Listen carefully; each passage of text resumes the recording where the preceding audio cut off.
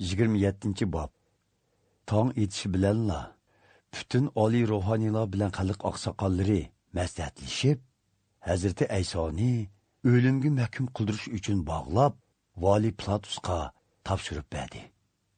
Hazreti Aysoga sotqinlik qilgan Yahuda Hazreti Aysoning o'limga mahkum qilinganligini ko'rib, o'z qilmishiga pushaymon qildi va oliy ruhoniylar bilan oqsoqollarga 30 kumush tangini qaytirib berib, "Men begunoh bir jonga zomin bo'lib, gunoh o'tkazdim", dedi. "Bu sening ishing, bizning nima korimiz?" deyishdi ular. Yahuda pullarni ibodatxonaning ichiga chechib etdi va u yerdan chiqib, esilib o'lib oldi. Pullarni yig'ib olgan oliy ruhoniylar qon to'kish uchun to'langan bu tangilarni ibodatxonaning g'aznasiga qo'yish harom, deyishdi. Ular o'zaro maslahatlashib, bu pullar bilan yoqi yurtlarga mozorlik qilish uchun xundamchining bir parcha yerini setib oldi. Shuning uchun bu yer hozirgacha qonliq yer deb otilib kelmoqda. Bu voqea orqali Yeremiya payg'ambar tarafidan burun aytilgan mo'nu so'zlar amalga oshirildi. Ular İsrail xalqining uning uchun belgilangan bahosini, ya'ni 30 kumush tangini ilishdi va Parvardigor menga amr qilgandek xumdonchining yerini setib olishga xarjlashdi. Hazreti Ayso valining oldiga keltirildi. Vali uningdan, "Sen Yahudilarning podshoyimi?" deb so'radi. "Aytganingizdek", dedi Hazreti Ayso. Oliy ruhoniylar va oqsoqollar uning ustidan shikoyat qilganda, u bir ig'izmi javob bermadi. Buning bilan Pilatus uningga, "Sening ustingdan qilingan shuncha ko'p shikoyatlarni olmayyotamsan", dedi. Biroq Hazreti Ayso ularning biriga javob bermadi. Vali bunga intayin hayron qoldi. Har qitimliq o'tib ketish yetida vali odati bo'yicha xaloyiq talab qilgan bir mahbusni qo'yib beradi. Ayni vaqtda Barabbos ismli nomi chiqqan bir mahbus zindonda edi. Xalq bir yerga jam bo'lganda Pilatus ulardan, "Sizlar uchun kimni qo'yib berishimni talab qilasizlar? Barabbosnimi yoki Masih deb atalgan Aysonimi?" deb so'radi. Pilatus oliy ruhoniylar va oqsoqollarning Hazreti Aysoga hasadxo'rlik qilib, uni o'ziga topshirib berganligini biladi. Pilatus so'roq munbirda o'tirganda ayoli uningga, "U begunoh odamga tegmang. U tunugun kecha tushimga kirib ko'p azoblandim", deb xabar avatdi. Oliy ruhoniylar va oqsoqollar bo'lsa, xalqni kuchkirtib, vali Pilatusdan Barabbosni qo'yib berishni va Hazreti Aysoni o'limga mahkum qilishni talab qildirdi. Vali ulardan yana, "Sizlar uchun bu ikkisining qaysisini qo'yib berishini talab qilasizlar?" deb so'rdi. "Barabbosni", deyishdi ular. "Undaq bo'lsa, Masih deb atalgan Aysoni qandaq bir talab qilay?" dedi Pilatus. Hammaylar bir ig'izdan, "Uni kresi mixliting", deyishdi. Pilatus, "Nemishqa? U zodi nima jinoyat o'tkazibdi?" deb so'rdi. Biroq ular texmi qattiq vaqirishib, "Uni kresiga mixliting", deb turaverishdi.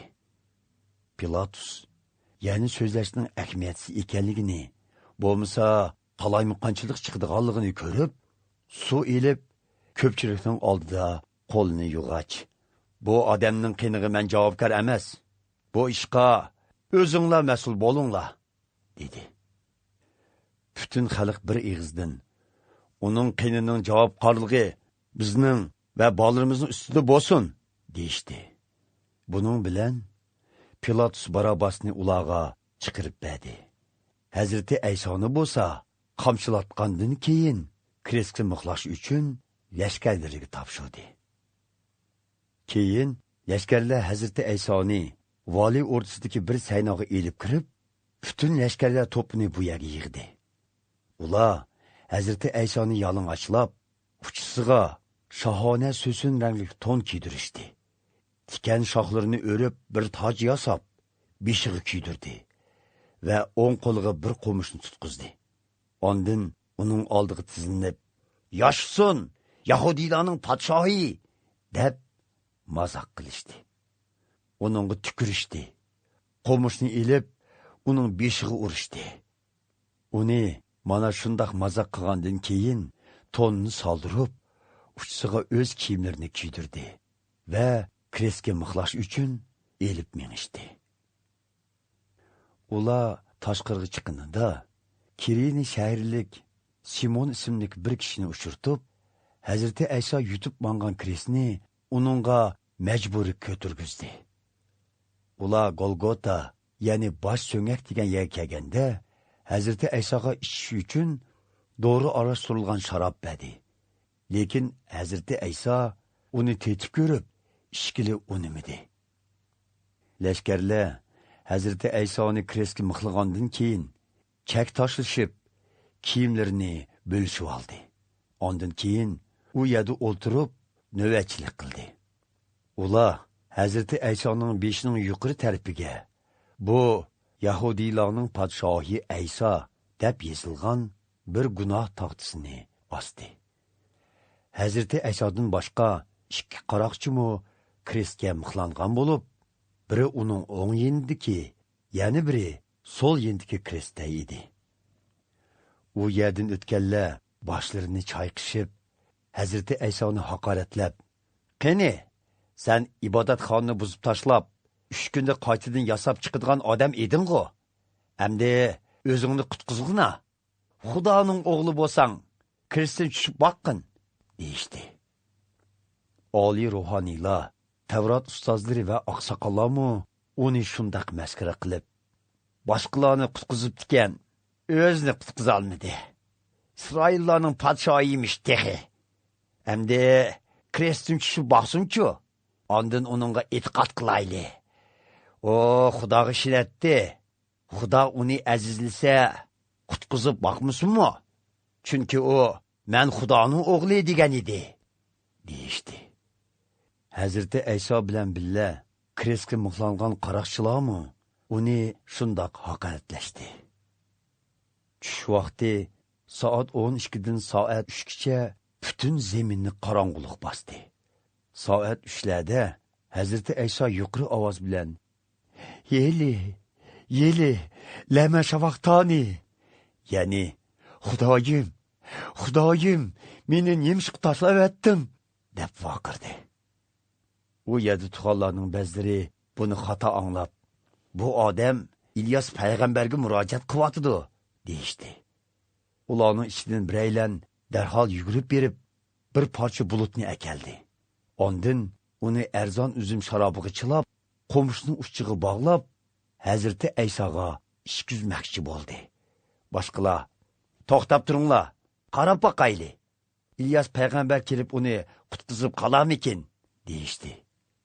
Hazreti Ayso qattiq ovoz bilan yana bir vaqirdi-da, jon berdi.